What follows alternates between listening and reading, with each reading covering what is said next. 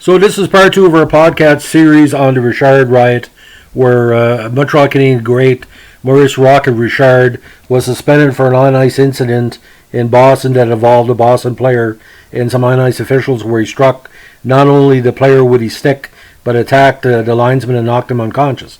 At the time, the result of the incident, Richard was eventually suspended for the rest of the season in the playoffs, which drew negative reaction from francophones across Quebec and Montreal Canadiens fans across the world. Unfortunately, what happened was something called the Richard riot, the response to the incident, the pent-up emotions. Now, Clarence Campbell was the president of the league, and he saw much vitriol when he announced that the suspension would go on. Now, public outrage from Montreal poured in about what residents felt was excessive punishment. Many Quebecois regarded the suspension as the English majority further attempting to subjugate the French minority in an attempt to humiliate French Canadians by excessively punishing their favorite player. Campbell, who had received death threats, stated that he would not back down and announced his intention to attend the Canadiens' next home game against the Red Wings on March 17th, despite advice that he do not do so. Now, hundreds of demonstrators gathered in the Montreal Forum lobby 2 hours for the game, looking for blood. Attempts to crash the gate by these fans without tickets were denied by police. They then began to gather at Cabo Square across from the Forum. The crowd of demonstrators grew to 6,000, some people say 10,000. Some carried signs that denounced Campbell, and others had signs reading, among other things, "Vive Richard, long live Richard, no Richard, no cup, our national sport destroyed." The crowd, originally described as jovial, turned surly after police intervened at the ticket gate. After the mood turned foul, some members of the crowd began smashing windows and throwing ice chunks at passing streetcars. So we don't know if the riot started before the game or when this happened.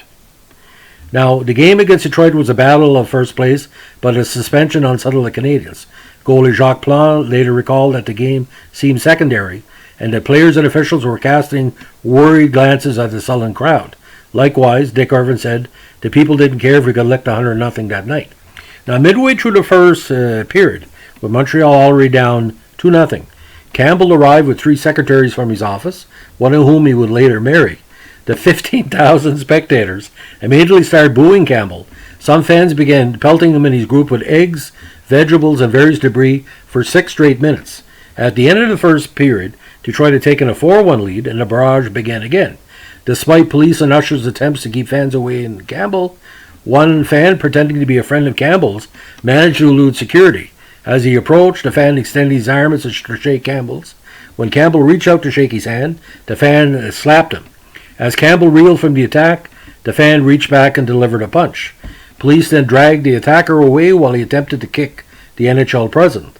Shortly after the fan attack, a tear gas bomb, which you can see on YouTube recap of the incident, was set off inside the Forum, not far from Campbell's seat. Montreal Fire Chief Armand Paté mandated that the game be suspended for the protection of the fans, and the Forum was evacuated. Following the evacuation, Campbell took refuge in a Forum clinic, where he met with Canadian GM Frank Selke. The two wrote a note to Adams declaring the Red Wings the winner of the game due to the Forum's ordered closure. Now, the departing crowd joined the demonstrators, and a riot ensued outside the Forum. Some say 25,000 people, some say 40, but rioters were heard chanting "About Campbell," "Down with Campbell," and "Vive Richard" while he smashed windows, attacked bystanders, ignited newsstands, and overturned cars. More than 50 stores within a 15-block radius of the Forum were looted and vandalized. 12 police officers and 25 civilians were eventually injured. The riot continued well into the night, eventually ending at 3 o'clock in the morning, and it left Montreal St. Catherine Street in shambles. Police estimated between 41 and 100 individuals were arrested. Damage was again estimated to be $100,000. They say $1 million to $2 million to the neighborhood and the Forum itself. Now, one jewelry store was swiped, estimated at losses at $7,000, which is $66,000 in 2020 dollars. Adams blamed Montreal officials after the game. If they hadn't pampered Bush Richard, built him up as a hero until he felt he was bigger than hockey itself, this wouldn't have happened. The incident became obviously national news in Canada, international news. Reporters lined up to see both Campbell and Richard on March 18th. Richard was reluctant to make a statement, fearing it could start another riot, but eventually gave the following statement, both in French and English, over television to a national audience. Because I always tried so hard to win and had my troubles in Boston, I was suspended. At playoff time, it hurts not to be in the game with the boys. However, I want to do what is good for the people of Montreal and the team. So that no further harm will be done, I would like to ask everyone to get behind the team and to help the boys win from the New York Rangers and Detroit. I will take my punishment and come back next year to help the club and the younger players younger players win the cup. Now, Campbell, he was an idiot, but we'll get to this. He was unapologetic. He said that he considered it his duty as president to attend the game. Yeah, very smart there. Now, Montreal Mayor Jean Drapeau was livid at Campbell for attending, and he laid the blame for the riot on Campbell. A Montreal city councillor wanted Campbell arrested for inciting the riot. Now, years later, Canadiens player Jean Beliveau stated that although he disagreed with Campbell's decision to attend the game, as well as feeling Campbell might not have been using his appearance to make a statement, he concluded that Campbell may have felt that if he did not attend, he could appear to be hiding. He also noted that Campbell's absence might have not made much of a difference, which I think Gros Bill is right there. Right? Now, on a historical aspect, the Richard riot has taken on significance greater than a mere sports riot in a decade since it happened. The sight of French Quebecers rioting over the perceived slight to a Quebec cultural icon like Richard led many commentators to believe it was a significant factor in Quebec's quiet revolution of the 1960s, the terrorism FLQ organization, the plea for separation, and eventually the 1995 second vote for separation that the no sides barely won. Now, which also almost destroyed Canada. Furthermore, the cause of the riot has been suggested not to be a result of the severity of the suspension. What mattered was that the Anglophone president of an Anglophone league had suspended a Quebec player. French Canadians saw themselves at an inherently disadvantage within Canada and North America as a whole. Richard was seen as a hero by French Canadians and almost sort of a revenge against the Anglophone establishment. The riot was a clear sign of rising ethnic tensions in Quebec. In an article published 4 days after the riot, journalist André Laurendeau was the first to suggest that the riot was a sign of growing nationalism in Quebec. Entitled On le tue mon frère Richard, My Brother Richard Has Been Killed, Laurendeau suggested the riot betrayed what lay behind the apparent indifference and long-held passiveness of French Canadians. Now, on the other hand, Benoit Mélenchon argues that the riot has become part of the Rocket Richard myth and has taken on an importance that, in retrospect, is far greater than it actually had when it happened. He noted, had there been no riot, it is doubtful there would ever have been a Maurice Richard myth. The riot ended up taking a greater significance as time passed, but not for the reasons many non-academic commentators believe. Richard was in danger of being forgotten in the years immediately after his retirement, so he promoted himself and his nascent myth excessively. There were Maurice Richard skates and jackets, but are also Rocket ashtrays, Rocket transistor radios, and Rocket Richard condensed tomato soup. Moreover, these products changed throughout history. The principal impact of the entire trade in Richard has been the transformation of Maurice Richard into a product, then to a label, and ultimately into a myth. Now, as a New Brunswick Acadian, I can tell you Richard was just as big amongst French Canadians outside of Quebec. I believe the Anglophone structure held them down, and when people get pissed off, if someone looks at the history of Jackie Robinson, you look at the quiet racism against certain players over the years, especially within the east coast of the U.S. and Canada, there's no way in the world that Maurice Richard was a product. Maurice Richard invented itself. He was not an invention.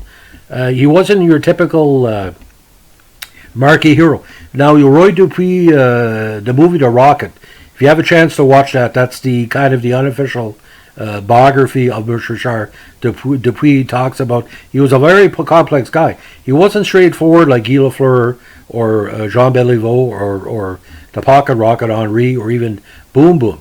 They were more multi-layered. Rocket was a very serious cat. And the fact is, when this happened, he being a temperamental person in hockey, but the problem is he could score. He could not only fight, he could score. And they wanted a hero. Quebecers wanted a hero. There was no francophone hero like that. There was obviously Georges Vezina and a few others, but nobody ever was like he was Elvis before Elvis. He was Frank Sinatra before Frank Sinatra. And Maurice Richard was said, "Let Montreal burn." There'd be no Montreal left for me to talk about. It would be all ashes. It'd be rebuilt.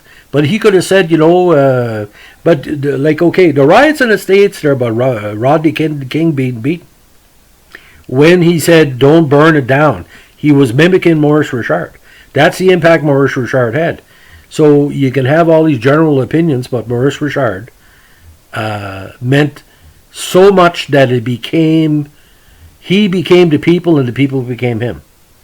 If like a Freudian situation, you know what I'm saying? Now, the idea about the riot. Now, the Rock of the Maurice Richard film came out in 2005, and I want you to check it out if you have a chance. It's also known as The Legend of Rock and Richard, or the Maurice Richard story, and it features many incidents in the movie, and it's also based. There were some Canadian, not say National Film Board, but heritage moments that kind of talked about the 5-goal game, eh? And is being a workmanlike type of guy. Now, the riot itself will never be forgotten. The riot itself will never be understood. You had to be alive in 1955 in Quebec to see what happened. Now, it was the match that lit the fire of the revolution and the rise of Duplessis and the rise of the separatists. Even René Lévesque said that. But in 2020, separatism is dead in Quebec, not because it's really dead, but there's no momentum. See, in 1955, when they 20 years later the Parti Québécois won, they pointed out, hey, we started. But the riot now is more a sports significance and cultural significance, because the Canada and the Quebec of 1955 doesn't exist anymore. We're much more multifaceted. It's not like, we're all gray now. There's no black and white.